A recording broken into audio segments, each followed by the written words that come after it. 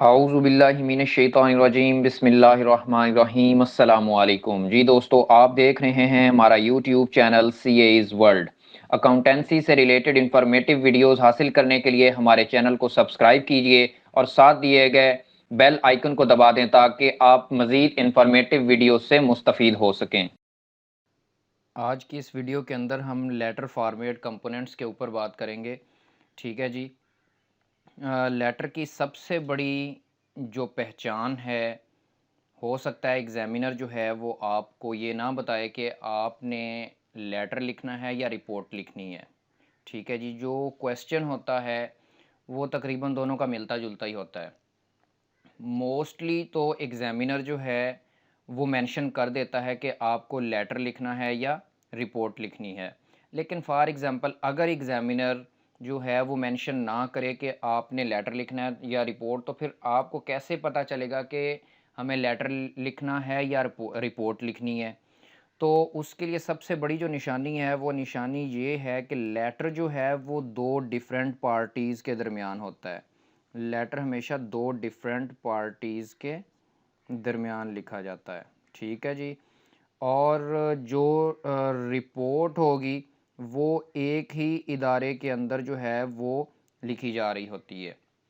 Letter for example जिस तरह आप लगा लें कि राइज़ कॉलेज लिख रहा है नेस्ले वालों को। ठीक है जी। और जो रिपोर्ट होगी वो राइज़ के अंदर ही फॉर एग्ज़ाम्पल कोऑर्डिनेशन मैनेजर जो होगा, ठीक है जी, वो डायरेक्टर को पेश कर रहा होगा। तो ये मेन निशानी है। लेटर 2 पार्टीज़ को लिखा जा रहा होगा और रिपोर्ट एक ही इदारे के अंदर सर्कुलेट करती है। अब अगर हम सबसे पहले देखें लेटर के कंपोनेंट्स के बारे में। ठीक है जी। जो फॉर्मेट के कंपोनेंट्स हैं, सबसे पहले है जी सेंडर। ठीक है जी। उसके बाद डेट, फिर सेंडी। सेंडर कौन होता है जी? सेंडर होता है जी जो लेटर भेज रहा होता है। ठीक है जी। डेट के बारे में एक बहुत यूनिक चीज़ है। डेट या तो आपको क्वेश्चन पेपर के अंदर जब लेटर या रिपोर्ट दी जाएगी तो उसके अंदर जो है वो डेट दी जाएगी।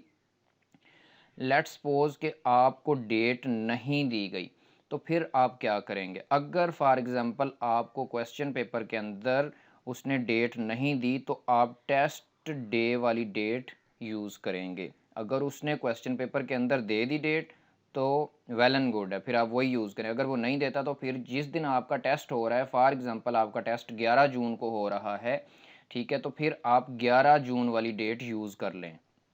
ठीक है जी। सैंडी वो होता है जिससे हम जो है वो लेटर लिख रहे हैं यानी कि भेज रहे हैं। फॉर एग्ज़ाम्पल राइज़ अगर लेटर लिख रहा है नेस्ले को तो राइज़ सेंडर है, नेस्ले जो है वो सैंडी है। सब्जेक्ट का मतलब होता है जी रीज़न, कि आपके लेटर लिखने की वजह क्या है, मकसद क्या है। सर या मैम का जो कंटेंट है ये आपको लेटर का जो है वो क्वेश्चन बताएगा। जो वो जिस तरह का क्वेश्चन आई कैप सेट करेगा कि वहाँ सर यूज़ करना है या मैम का वर्ड यूज़ करना है। ठीक है जी। उसके बाद आप देख लें कंटेंट। कंटेंट जो आपने मटेरियल अंदर लिखना है, जो इशू वो क्वेश्चन के अंदर बताएंगे, उस हवाले से जो भी आपने चीज़ें लिखनी है बॉडी फॉर्मेटिंग के अलावा जो मटेरियल लिखना होता है उसे कंटेंट कहते हैं जी। ठीक है। फिर उसके बाद सेम एज़ इट इज़ जो है वर्ड सिंसियरली आपने लिखना है। ठीक है। फिर आपको एक नाम दिया गया होगा एज ए सेंडर। ठीक है जी। ये आपको क्वेश्चन पेपर के अंदर ही दिया गया होगा, ये आपने लिख देना है। डेजिग्नेशन ये भी आपको क्वेश्चन के अंदर ही दिया गया होगा। अब जो है टोटल 15 मार्क्स होते हैं जी लेटर के, तो तकरीबन 7 से 8 मार्क्स फॉर्मेट के होते हैं। ठीक है जी। और उस 7 से 8 मार्क्स जो हैं वो कंटेंट के होते हैं। तो जो फॉर्मेट के 7 से 8 मार्क्स हैं ये तो मुफ्त के होते हैं। फॉर्मेटिंग का जितना भी डाटा होगा वो आपको आई कैप खुद लेटर के क्वेश्चन के अंदर दे रहा होगा। इसके बाद हम देख लेते हैं जी कि सेंडर और सेंडी, इसके मैंने 1.5 मार्क्स लिखे हुए हैं। तो इसमें ऐसी क्या चीज़ें हैं कि ये इतनी अहमियत के हामिल हैं। तो इसके बाद देखें जी सेंडर और सेंडी। सेंडर जो है, सेंडर के अंदर सबसे पहले होता है जी सेंडर की कंपनी का नाम। ठीक है जी, जो लेटर लिख रहा है उसकी कंपनी का नाम क्या है, वो किस कंपनी की तरफ से लिख रहा है, फिर उसकी मेन लोकेशन और मेन सिटी। अब ये चीज़ देखने वाली है, काबिल गौर है कि जी मेन लोकेशन और मेन सिटी में क्या फ़र्क है। ठीक है जी, फॉर एग्ज़ाम्पल एक बंदा है एक्स, ठीक है जी, वो लेटर लिख रहा है जी राइज़ कॉलेज की तरफ से। ठीक है जी, राइज़ की तरफ से वो लेटर लिख रहा है। अब राइज़ की जो एग्जैक्ट लोकेशन है वो है जी 6 औरंगज़ेब ब्लॉक, ठीक है जी, न्यू गार्डन टाउन। और मेन सिटी कौन सा है जी, लाहौर है। ठीक हो गया जी। इसी तरह बिल्कुल आप देखें कि सैंडी, तो सैंडी जो है यानी कि जिसको लेटर लिखा जा रहा है, जिससे हम यानी कि राइज़ वाले लेटर भेज रहे हैं, तो देखना ये है कि आखिर दूसरी कंपनी जिसको लेटर इशू किया जा रहा है वहाँ किस रैंक के बंदे को लेटर लिखा जाएगा। वो आपको आपका मुतल्लिका रैंक दे दिया जाएगा, जो रैंक आपको दिया जाए। ठीक है जी, फॉर एग्जांपल आपको उन्होंने कहा है कि आप राइज़ के मैनेजर के तौर पे लेटर इशू करें, तो आपने नेस्ले, मिसाल के तौर पे मैं नेस्ले ले रहा हूँ, ठीक है जी, तो आपने नेस्ले के मैनेजर को ही, नेस्ले के मैनेजर को ही आपने जो है वो लेटर इशू करना है। ठीक है जी, rank in Sandy's company to whom it is being written, यानी कि अगर आपको क्वेश्चन पेपर के अंदर मैनेजर का रैंक दिया गया है तो आपने नेस्ले के मैनेजर को ही लेटर इशू करना है। उसके बाद मेन लोकेशन इसी तरह की है। ठीक है जी, जिस तरह मैंने राइज़ का बताया कि राइज़ की मेन लोकेशन है जी 6 Aurangzeb block new garden town. ठीक है जी, और मेन सिटी जिस तरह बिल्कुल मैंने इधर बताया कि लाहौर। जो भी सैंडी की मेन लोकेशन और सिटी आपको एक क्वेश्चन पेपर के अंदर दिया होगा, आपने वो मेंशन करना है। ठीक है जी, अगर आप राइटिंग स्किल्स टेस्ट का मटेरियल हासिल करना चाहते हैं, जैसा कि पास्ट पेपर हैं उनके सॉल्यूशन हैं, या आप टेस्ट देना चाहते हैं प्रैक्टिस के लिए, ताकि आपको एक अंदाज़ा हो जाए कि आप टेस्ट में बैठ के कैसे परफॉर्म करेंगे, तो डिस्क्रिप्शन में मैं लिंक भी दे दूंगा, या आप ये जो 2 नंबर दिए गए हैं इन पे इंडिविजुअली मैसेज करके भी ग्रुप का लिंक हासिल कर सकते हैं। जी, तो इसके बाद हम देखते हैं जी कि लेटर फॉर्मेट, यानी कि क्वेश्चन पेपर में जब आपको क्वेश्चन दे दिया गया, लेटर कंपोनेंट्स अभी हमने देखे, तो अब हमने फॉर्मेट को ड्रा किस तरह करना है। ठीक है जी, सबसे पहले जो डाटा आएगा वो डाटा होगा जी किसका जी, वो डाटा होगा सेंडर का। ठीक है जी, ये डाटा किसका होगा जी, सेंडर का होगा ये डाटा। उसके बाद हम देखेंगे कि सेंडर के डाटे के अंदर क्या क्या चीज़ें आएंगी। अभी हमने ऑलरेडी कंपोनेंट्स के अंदर भी ये चीज़ जो है वो डिस्कस की है कि सबसे पहले आएगा कि किस कंपनी की तरफ से आप ये लेटर लिख रहे हैं। फॉर एग्ज़ाम्पल आप लेटर लिख रहे हैं जी राइज़ कॉलेज की तरफ से, उसकी मेन लोकेशन है जी फॉर एग्ज़ाम्पल 6 औरंगज़ेब ब्लॉक। ठीक है जी, 6 औरंगज़ेब ब्लॉक, मेन सिटी है जी लाहौर। तो ये सारा डाटा आपको जो है वो क्वेश्चन के अंदर दिया गया होगा। उसके बाद एक मेन बहुत इंपॉर्टेंट चीज़ है, वो ये है कि ये डाटा तो आपको क्वेश्चन के अंदर दिया गया होगा, ये आप एज़ इट इज़ लिख देंगे। सबसे पहले जिस कंपनी की तरफ से आप लिख रहे हैं उसका नाम आ गया, फिर उसकी मेन लोकेशन आ गई, फिर उसका मेन सिटी आ गया। तो उसके बाद आपने एक लाइन का गैप देना है, बिल्कुल एज़ इट इज़ जिस तरह ये मैंने छोड़ी हुई थी जगह। ठीक है, उसके बाद फिर जो है वो आपके पास जो है वो डेट, डेट अगर तो उसने क्वेश्चन पेपर के अंदर दी गई हो तो वो लिखनी है, अगर नहीं दी गई, वो साइलेंट है, तो फिर जो आपका टेस्ट डे है उस दिन जो तारीख़ है वो आपने मेंशन कर देनी है। डेट लिखने के बाद फिर आपने एक लाइन का गैप दे देना है, ये वाला। ठीक है जी, तो उसके बाद जो है मेरे भाई आपने लिखना है, अब ये डाटा आ जाएगा, सैंडी का डाटा आ जाएगा। ठीक है जी, जिसको आप लेटर भेज रहे हैं। जैसा कि मैंने ऑलरेडी लेटर फॉर्मेट के कंपोनेंट्स के अंदर डिस्कस किया है कि क्वेश्चन पेपर के अंदर आपको सेंडर कंपनी की तरफ से एक रैंक दिया गया होगा। लेट्स सपोज वो रैंक जो है वो मैनेजर का रैंक है, तो आपने दूसरे को भी, दूसरी कंपनी को जिसको आप लेटर लिख रहे हैं उसके मैनेजर को लेटर इशू करना है। ठीक है जी, उसके बाद सैंडीज़ कंपनी नेम, यानी कि आप किस कंपनी को लिख रहे हैं। अगर आप सेंडर के तौर पर राइज़ कॉलेज थे तो सैंडी का मैंने जैसे अज्यूम किया था कि आप नेस्ले हैं। ठीक है जी, नेस्ले कंपनी। ठीक है जी, मेन लोकेशन आपको क्वेश्चन के अंदर दी गई होगी, मेन सिटी भी क्वेश्चन पेपर के अंदर दिया गया होगा। तो उसके बाद फिर आपने एक लाइन का गैप लेना है।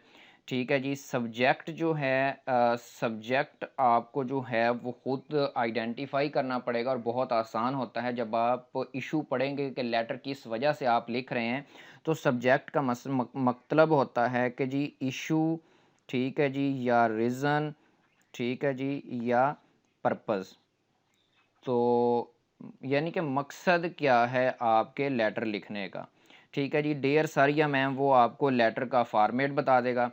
तो एक मेन पॉइंट ये वाला मैंने आइडेंटिफाई किया हुआ है, इसका मकसद है कि डियर सर या मैम दोनों में से कोई एक लिखना है आपने। ठीक है जी, उसके बाद इतना गैप दे के फिर आपने लेटर का जो कंटेंट लिखना स्टार्ट करना है वो आपने इस पॉइंट से स्टार्ट करना है।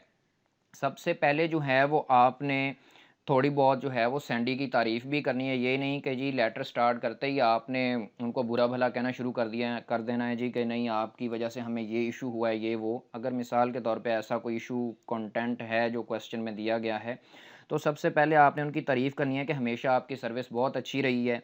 ठीक है जी, एक डेढ़ लाइन की आपने तारीफ़ लिखनी है उनकी। उसके बाद आपने फिर इशू बयान करना है कि जी हमें ये वाला इशू आ रहा है। फॉर एग्ज़ाम्पल जो है वो राइस वाले जो है वो नेस्ले का जूस मंगवाते थे, तो सबसे पहले राइस वाले लिखेंगे जी कि आपने हमें हमेशा क्वालिटी मटेरियल दिया है। इशू में ये बयान करेंगे जी कि अब आपके जो प्रोडक्ट आ रही है हमारे पास उसके अंदर ये इश्यूज़ आ रहे हैं।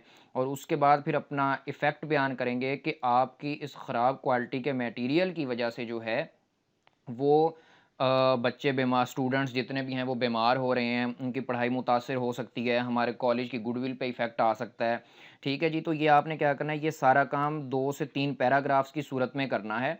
ठीक है, हर पैराग्राफ जो है वो कोशिश करें 3 से 4 लाइन्स के अंदर लिखने हैं। अगर आपको नहीं ज़्यादा कंटेंट उस वक्त याद आ रहा है या समझ आ रहा है क्या लिखें, तो 2 लाइन्स तो एटलीस्ट 2 से 3 या 2 से 2.5 लाइन्स जो हैं वो ज़रूर होनी चाहिए हर पैराग्राफ की। फॉर एग्ज़ाम्पल एक पैरा आपने यहाँ स्टार्ट किया है तो यहाँ एंड कर दें। दूसरा पैराग्राफ फिर जो है वो आपने यहाँ से स्टार्ट किया है, तो इस 3 पैराग्राफ्स, 2 से 3 पैराग्राफ्स होने चाहिए।